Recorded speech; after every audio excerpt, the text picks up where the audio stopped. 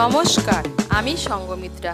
আমার এই সহজ রান্না চ্যানেলে আপনাদের সবাইকে স্বাগত। আজ আমি রান্না করছি কাঁচা মিষ্টি কুমড়োর তরকারি। আপনাদের যদি এই রান্নাটা ভালো লাগে তাহলে লাইক এবং শেয়ার করবেন, আর আমার এই সহজ রান্না চ্যানেলটাকে সাবস্ক্রাইব করে পাশের বেল আইকনটা দাবাতে ভুলবেন না।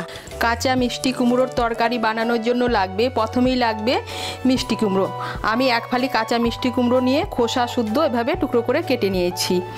আর লাগবে আলু, সজনে ডাঁটা, কাঁচা লঙ্কা, ফোড়নের জন্য নিয়েছি একটা শুকনো লঙ্কা, গোটা জিরে, কালো জিরে আর মৌরি।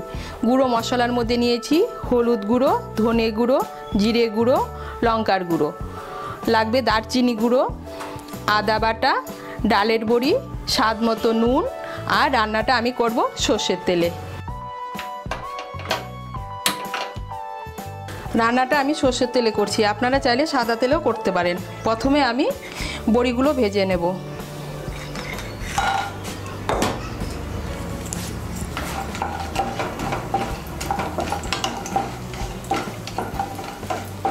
এই দেখুন, বড়িগুলো আমি লাল করে ভেজে নিয়েছি। এখানে আমি কলার ডালের বড়ি নিয়েছি, বড়িগুলোকে আমি এখন তুলে নিচ্ছি। কড়াইতে আমার 1 বড় চামচের মতো তেল আছে, এর মধ্যে আমি আরেক বড় চামচ তেল দিচ্ছি। এর মধ্যে আমি শুকনো লঙ্কা, গোটা জিরে, কালো জিরে আর মৌরি ফোড়ন দিচ্ছি।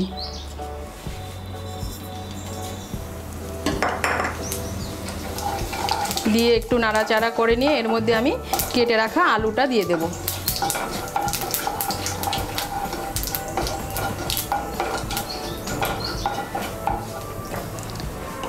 আমি 2টো মিডিয়াম সাইজের আলু কেটে নিয়েছি।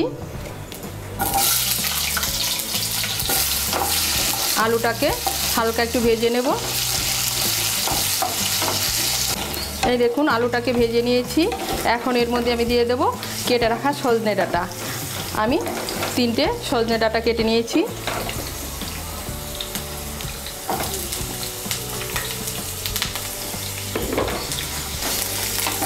সজনে ডাঁটাটা দিয়েও সজনে ডাঁটাটাকেও আরেকটু ভেজে নেব। আমি সজনে ডাঁটাটাকেও ভেজে নিয়েছি হালকা একটু। এখন এর মধ্যে আমি দিয়ে দেব কেটে রাখা কাঁচা মিষ্টি কুমড়ো।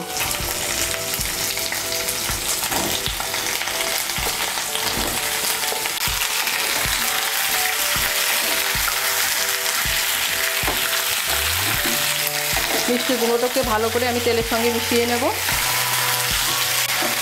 এখন আঁচটা কমিয়ে আমি 1-2 মিনিটের জন্য ঢেকে দেব।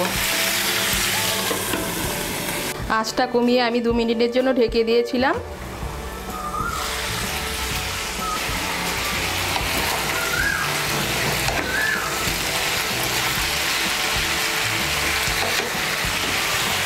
এখন এর মধ্যে আমি দিয়ে দেব স্বাদ মতো নুন।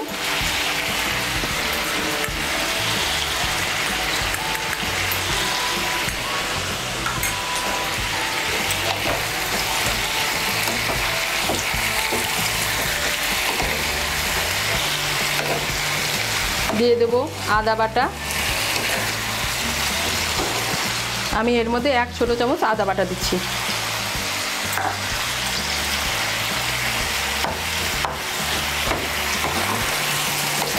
দিয়ে দেব গুঁড়ো মশলা। আমি গুঁড়ো মশলার মধ্যে নিয়েছি 1/2 ছোট চামচ হলুদের গুঁড়ো, 1 ছোট চামচ জিরের গুঁড়ো, 1/2 ছোট চামচ ধনের গুঁড়ো আর 1 ছোট চামচ লঙ্কার গুঁড়ো। এইগুলো দিয়ে আমি একটা পেস্ট বানিয়ে নিয়েছি। এই পেস্টটা এখন এর মধ্যে দিয়ে দিচ্ছি।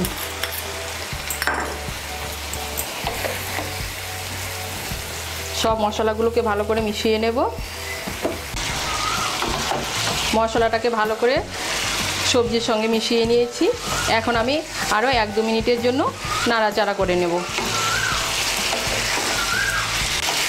আঁচটা বাড়িয়ে দিয়ে আমি আরও 2 মিনিটের মতো রান্না করে নিয়েছি। এই দেখুন, মশলাটা আমার ভাজা হয়ে গিয়েছে। এখন এর মধ্যে আমি দিয়ে দেব জল। আপনারা যে যেরকম ঝোল খাবেন সেই অনুযায়ী জল দেবেন। আমি এর মধ্যে 1 কাপ গরম জল দিচ্ছি।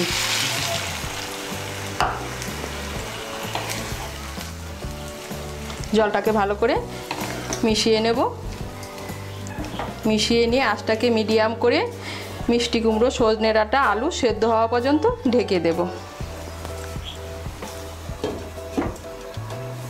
আঁচটা মিডিয়াম করে আমি ঢেকে দিয়েছিলাম আলু, কুমড়ো আর সজনে ডাঁটা সেদ্ধ হওয়ার জন্য। মাঝে একবার ঢাকনা খুলে নেড়েও দিয়েছিলাম। এই দেখুন আলু, মিষ্টি কুমড়ো, সজনে ডাঁটা সব সেদ্ধ হয়ে গিয়েছে। এখন এর মধ্যে আমি দিয়ে দেব ভেজে রাখা বড়ি, চেরা কাঁচা লঙ্কা,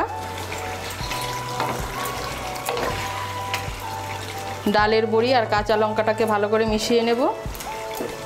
মিশিয়ে নিয়ে আঁচটাকে মিডিয়াম করে আবার আমি 2 মিনিটের জন্য ঢেকে দেব। এই সময় আপনারা নুনটা একটু টেস্ট করে নেবেন। আঁচটা কমিয়ে আবার আমি 2 মিনিটের জন্য ঢেকে দিয়েছিলাম। আঁচটা বাড়িয়ে দিয়ে এর মধ্যে দিয়ে দেবো সামান্য একটু চিনি আর দারচিনি গুঁড়ো। চিনিটা অপশনাল, আপনারা যারা চিনি পছন্দ করেন না তাদের চিনি না দিলেও চলবে।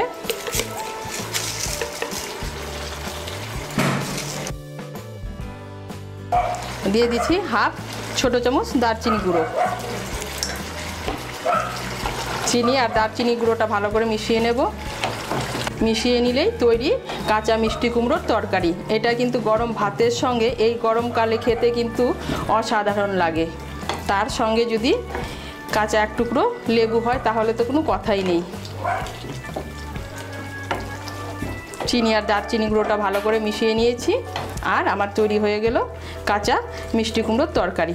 এখন আমি গ্যাসটা বন্ধ করে দিয়ে 2 মিনিটের জন্য ঢেকে রেখে দেব। 2 মিনিট পর ঢাকনা খুলে পরিবেশন করব।